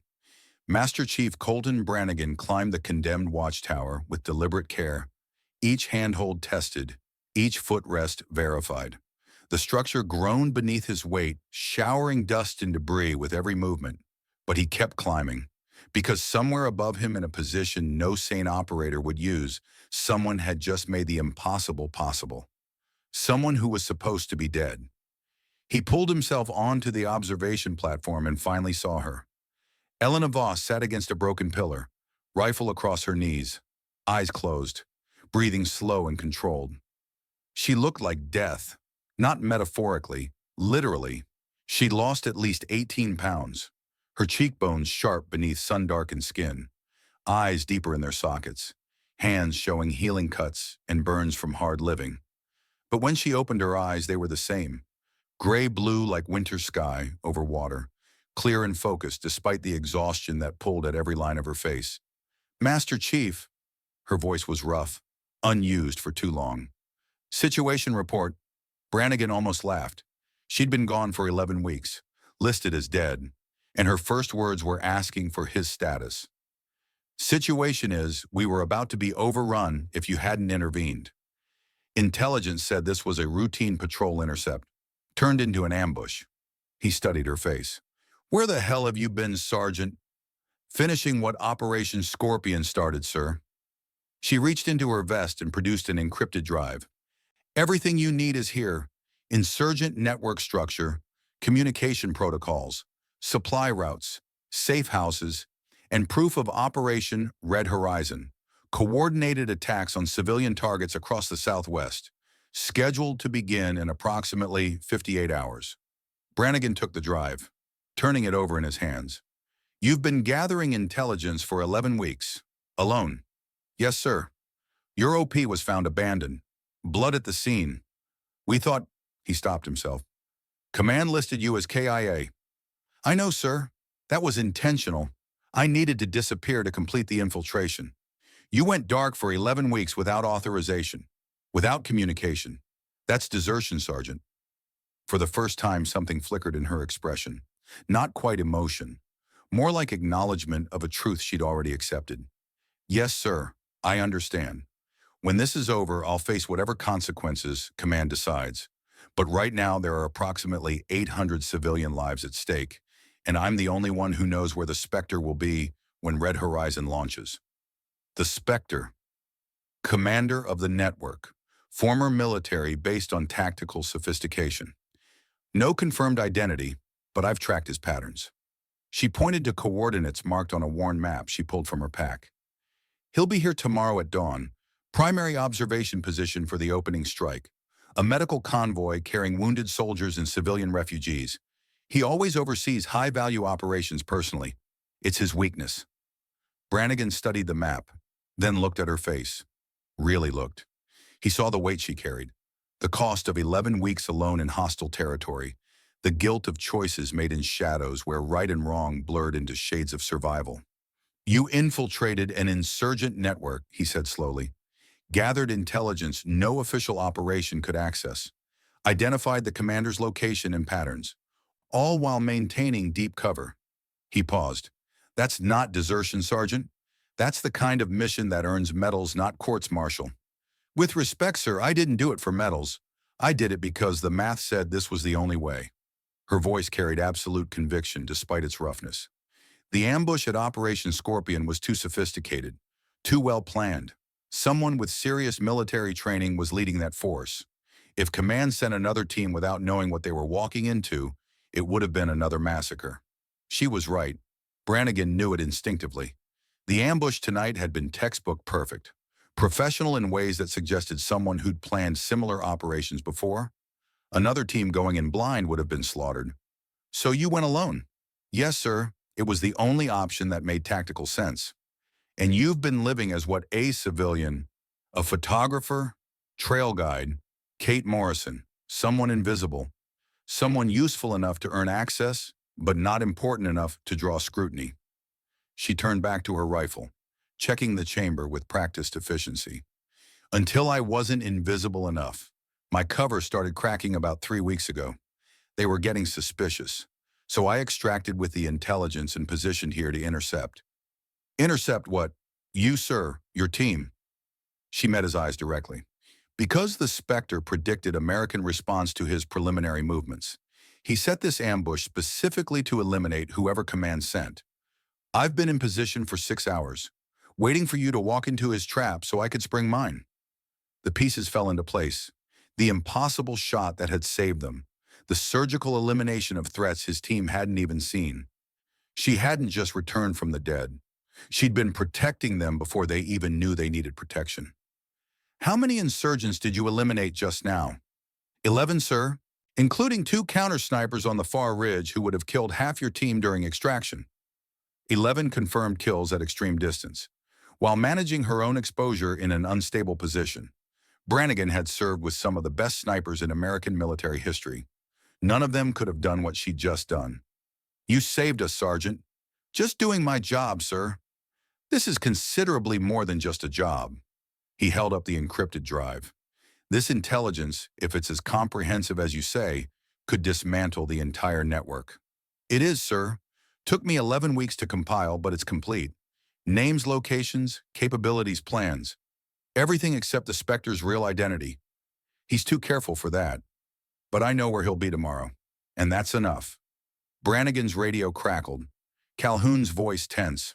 Chief, we're getting movement on the South Ridge. Looks like the insurgents are regrouping. Request permission to engage. Brannigan keyed his transmitter. Negative. Hold position and maintain defensive perimeter.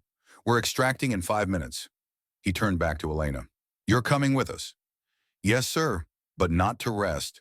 She stood, beginning to break down her rifle with smooth efficiency despite obvious exhaustion. That convoy launches tomorrow at 0600. The Spectre will be in position at 0530 to observe the attack. If we're going to stop Red Horizon, we need to deploy tonight. Sergeant, you've been operating alone for 11 weeks. You need medical evaluation, psychological assessment, rest. With respect, sir, I need to finish the mission. Everything else can wait.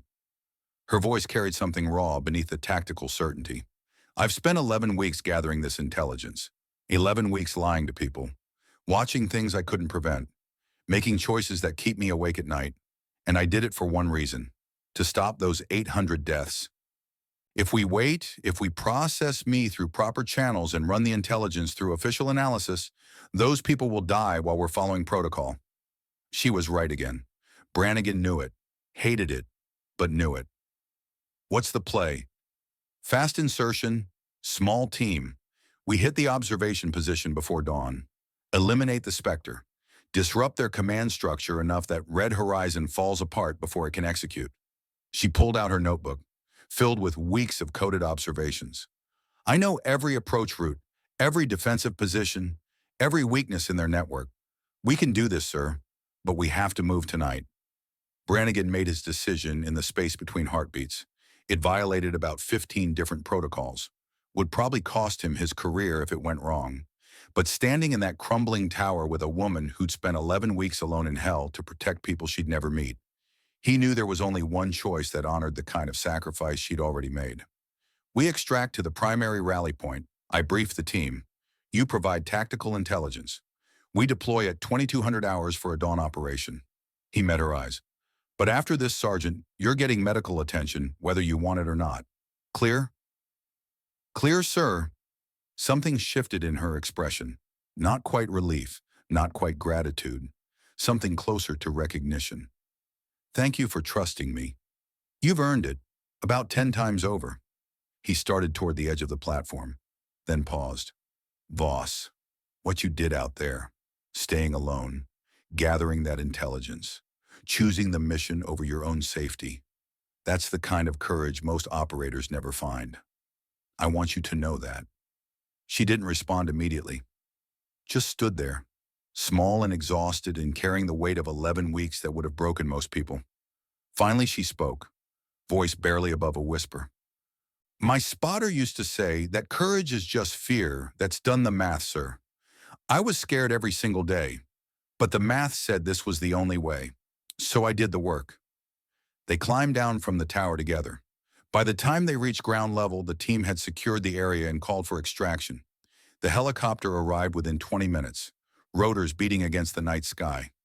Elena moved toward the bird without making eye contact with anyone, found a seat away from the others, strapped in. The team watched her with expressions caught somewhere between confusion and awe. The ghost who'd returned, the woman they'd dismissed as weak, the shooter who'd just saved all their lives from distances they couldn't even see.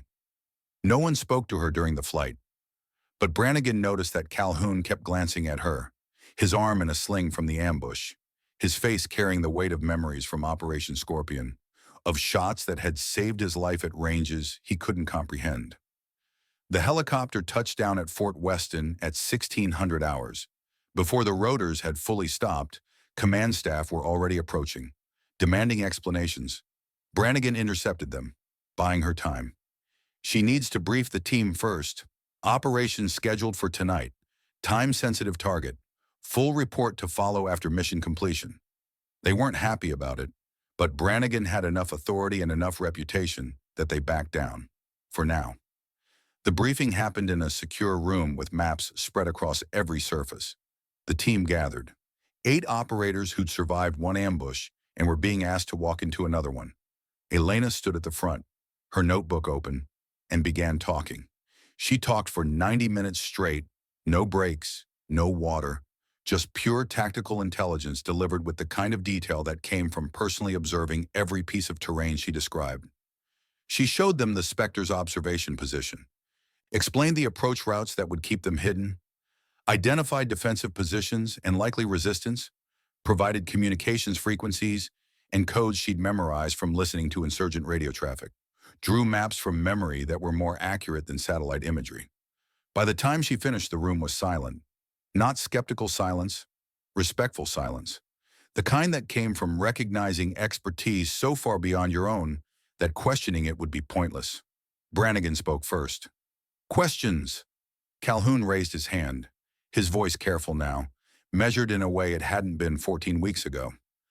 Just one, Chief. How do we know this isn't a trap? How do we know the intelligence is reliable? Elena met his eyes without flinching.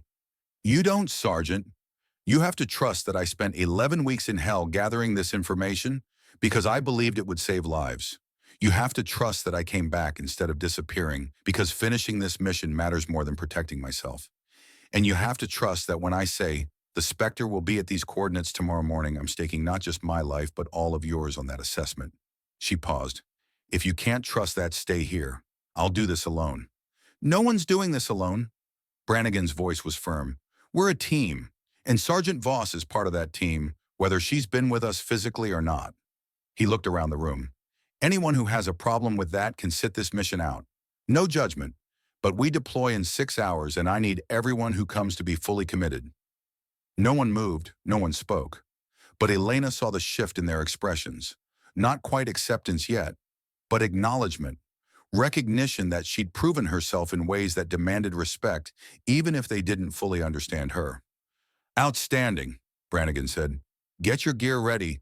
We leave at 2200 hours. Dismissed. The team filed out. Elena started gathering her maps when Brannigan's hand on her shoulder stopped her. You need to eat something. Sleep if you can. I'll sleep when Red Horizon is stopped, sir. Sergeant, I've been running on empty for 11 weeks, Chief. A few more hours won't make a difference. She looked at him, let him see the exhaustion behind the tactical mask. But I appreciate the concern. This operation goes south, we extract. All of us, including you. That's non-negotiable. Understood, sir. I mean it, Voss. You don't get to play hero and sacrifice yourself. You come home with the team. Something in her chest tightened at the word home, as if Fort Weston could ever be that, as if anywhere could be for someone who'd learned to survive by being invisible. I'll do my best, sir. It was the most honest answer she could give. 2,200 hours came too quickly. The team assembled on the tarmac. Gear checked, weapons ready. 2 helicopters would take them within 5 miles of the target area. From there, they'd move on foot through terrain Elena had memorized so completely she could navigate it blind. She stood apart from the group, running final equipment checks. Calhoun approached, his movement deliberate, purposeful. Sergeant Voss. Sergeant. He didn't search for words this time. He'd had hours to find them. I've got your 6 tonight, whatever happens. That's all I wanted to say. Simple, direct. The language of operators who'd moved past apologies into something more valuable. Action. Elena looked at him, saw the change in his eyes, the doubt replaced by something steadier. Then keep up. She said it without edge, almost warm. And when I call targets, you shoot where I tell you. Yes, Sergeant. The helicopters lifted off into darkness, carrying them toward the final confrontation. Elena sat by the door, wind whipping past her face, and allowed herself one moment of honest assessment. 11 weeks alone. 11 weeks surviving. 11 weeks gathering intelligence that would either save hundreds of lives or mean nothing if this operation failed. She'd lost weight, lost sleep, lost pieces of herself in dark places where moral choices became arithmetic problems with no good solutions. But she'd gained something too. Understanding, maybe, of what she was capable of when everything else was stripped away, of how far she'd go to protect people who'd never know her name. Her spotter's voice echoed in memory. Sometimes the distance between right and wrong is measured in lives saved versus lives lost. Tomorrow at dawn, she'd find out if the math had been worth it. The helicopters dropped them in darkness, 5 miles from the target. They moved through the canyon in tactical silence. Elena on point, guiding them through terrain she knew better than the map suggested. Every turn was familiar, every rock formation recognized. She'd walked these paths in darkness during her infiltration, memorizing routes for exactly this moment. 4 hours of movement brought them to a position 800 meters from the Spectre's observation point. Pre-dawn darkness still held, but the eastern sky was beginning to pale. They had maybe 30 minutes before sunrise, before the medical convoy reached its scheduled position, before Red Horizon launched. Brannigan positioned the team in a semicircle around the approach routes. Elena took the highest ground, rifle ready, scope ranging the distant position where the Spectre would appear. If he appeared, if her intelligence was accurate, if 11 weeks of observation and pattern recognition hadn't been wasted. The minutes stretched like hours, then movement, a single figure approaching the observation point from the north. Moving with military precision, carrying what looked like communications equipment, Elena's scope found him. Range 2,680 meters, wind variable, gusting between 15 and 20 miles per hour, temperature 41 degrees and climbing. Every factor that would affect the shot logged automatically, muscle memory and training converging into pure focus. But something made her pause. The figure had positioned himself perfectly to observe the convoy route, but he'd also positioned himself in the open. No cover, no concealment, as if he were inviting a shot. Elena's instinct screamed warning. "Chief," she whispered into her radio. "Something's wrong. This feels staged." "Explain." "He's too exposed, too confident. Someone with his tactical sophistication wouldn't position himself this carelessly unless—" The realization hit like ice water. "It's a trap. He knows we're here. The whole position is bait." Even as she spoke, movement erupted from concealed positions around them. Not insurgent fighters, something worse. Coordinated defensive positions with interlocking fields of fire, exactly like the ambush at Operation Scorpion, but larger, more sophisticated. They'd walked into a kill box designed specifically for them. "Contact," Calhoun's voice cracked over the radio. "Multiple hostiles, all sides." Brannigan's voice stayed calm despite the chaos. "Fall back to secondary position. Fighting retreat. Voss provide cover." But Elena's scope had found something else. Another figure, partially concealed behind rock 200 meters from the decoy's position. This one wasn't exposed, wasn't inviting attention, was simply observing, professional and patient. That was the real Spectre. The first figure was a decoy, a lure, and she'd almost fallen for it. Her finger found the trigger. Range 2,847 meters, the absolute edge of her effective range. Wind quartering now, target partially concealed, one shot. If she missed, he'd disappear. Red Horizon would proceed. If she didn't take it, her team would die in the kill box. She thought of her spotter, of distances that never lied, of 11 weeks gathering intelligence that had led to this single moment, of 800 civilian lives that depended on physics and instinct, and the promise she'd made to herself, that she wouldn't fail again. Elena steadied her breathing, felt the wind under her ribs, trusted the math she'd done 10,000 times in training and combat, and squeezed the trigger. The rifle spoke. The bullet climbed into the dawn sky, arcing over nearly 2 miles of broken canyon terrain. 3.4 seconds of flight time, dropping, fighting wind, following immutable laws toward a target that would either fall or vanish. Through her scope, she watched the Spectre jerk backward, communications equipment falling from his hands, center mass, perfect hit. But even as he fell, she saw movement in her peripheral vision. The decoy was turning, raising a weapon toward the convoy route, not a rifle, an RPG. He'd been the backup plan. If the Spectre fell, the decoy would still hit the convoy.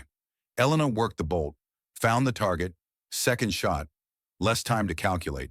The convoy was visible now on the horizon, 800 meters from impact. She fired. The decoy's chest exploded. The RPG clattered down the rocks, unfired. Third shot, fourth shot, clearing threats around her team, buying them time to break free of the kill box. The battle that followed was chaos, professional chaos, but chaos nonetheless. The team fought their way out, supported by Elena's covering fire. Insurgent resistance collapsed without the Spectre's coordination. Within 20 minutes, the engagement was over. The medical convoy passed through the area safely, never knowing how close it had come to destruction. Brannigan reached Elena's position as the sun fully broke over the canyon, found her sitting on a rock, rifle across her knees, staring at the horizon where the convoy had disappeared. "Sergeant, status." "Mission complete, sir. The Spectre is down. Red Horizon is stopped. Convoy is safe." "Confirmed. We've secured the Spectre's body. Command is sending forensics to identify him." He sat down beside her, the weight of the morning settling between them. 2 hours later, the forensics report came through Brannigan's radio. His face went pale. "Chief," Elena noticed the change. "What is it?" "The Spectre." Brannigan's voice was hollow. "Colonel Victor Ashford, SEAL Team 6, reported killed in action 5 years ago. Body never recovered." Elena felt the weight of that revelation settle into her bones. Ashford.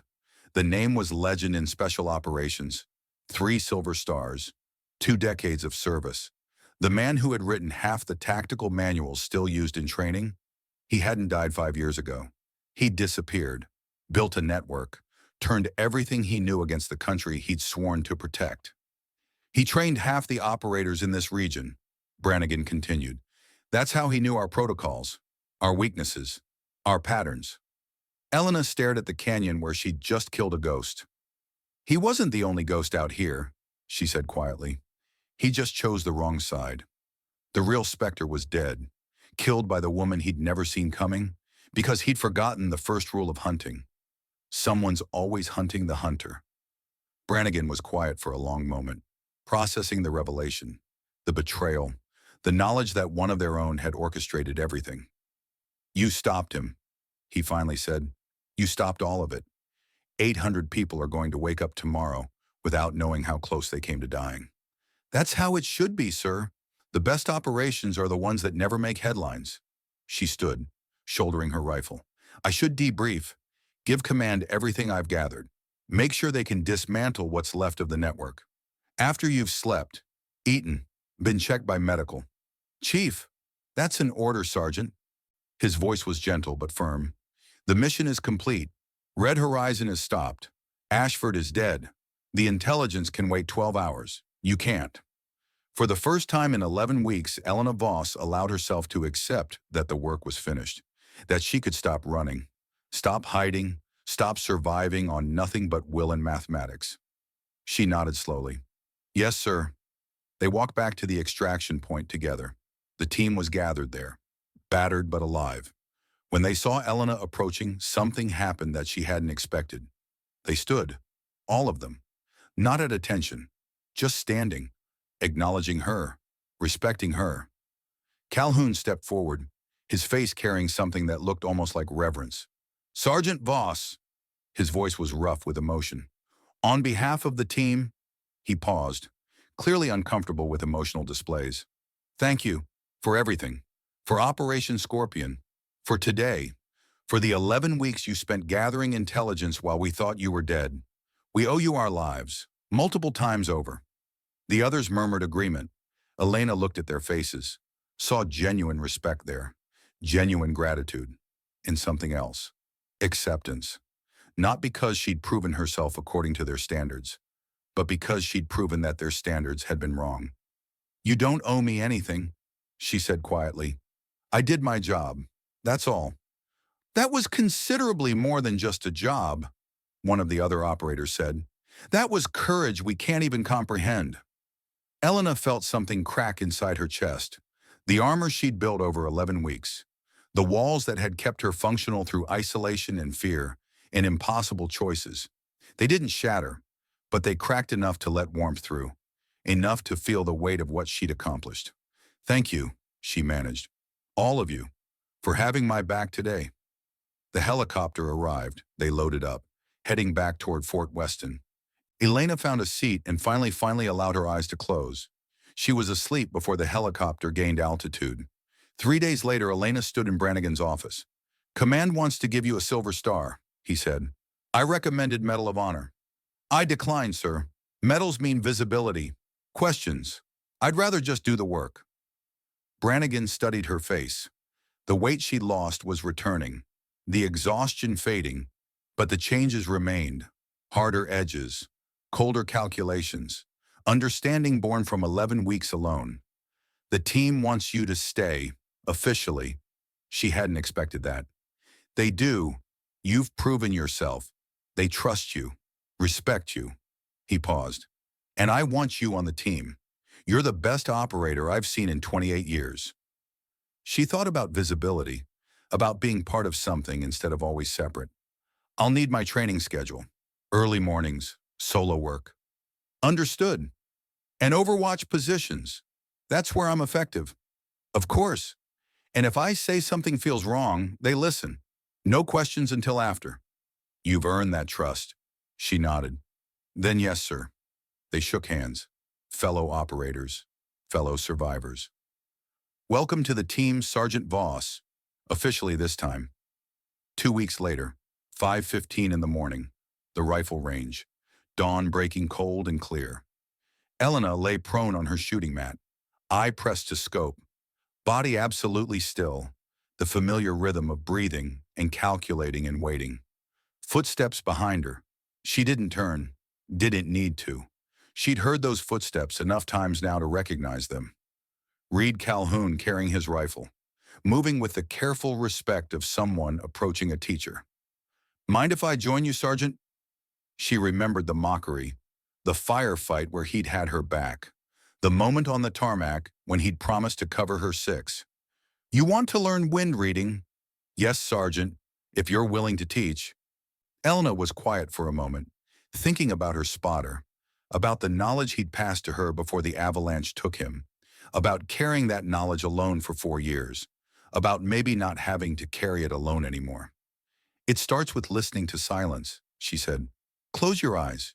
Feel the air pressure against your skin, not just on your face, under your ribs, in your chest. The wind speaks before it moves. You just have to learn its language.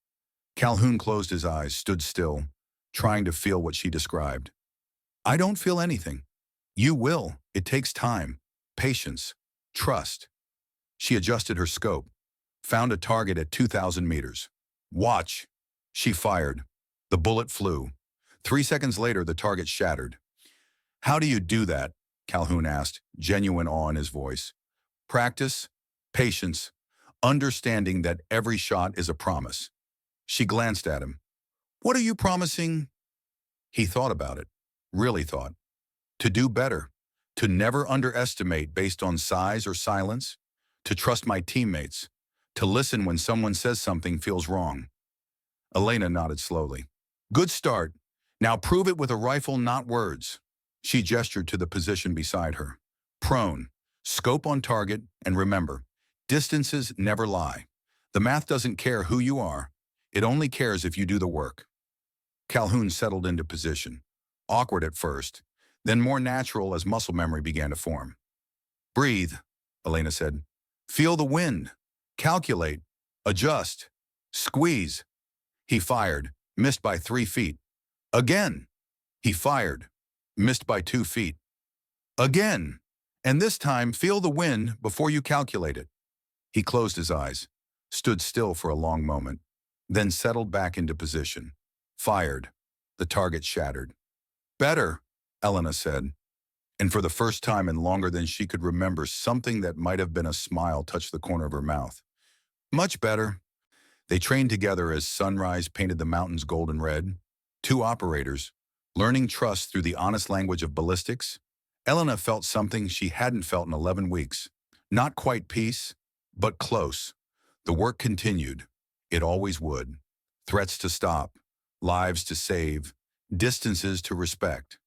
But now she didn't face them alone.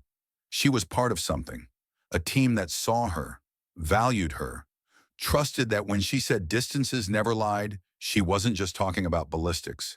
She was talking about the distance between isolation and belonging, between proving yourself and protecting others, between surviving alone and living together. That distance, she'd learned, was measured not in meters, but in willingness to trust. You didn't have to be invisible to be safe, and silence was no longer weakness. The sun climbed higher, the shadows shortened, and Elena Voss, small and still, and finally at peace, began teaching another generation the language of wind and distance and truth. Because her spotter had taught her, and she would teach others, and the knowledge would continue, long after she was gone. That was the real legacy, not medals or records or impossible shots, but the people you trained, the lives you saved, the trust you earned, the distances that never lied.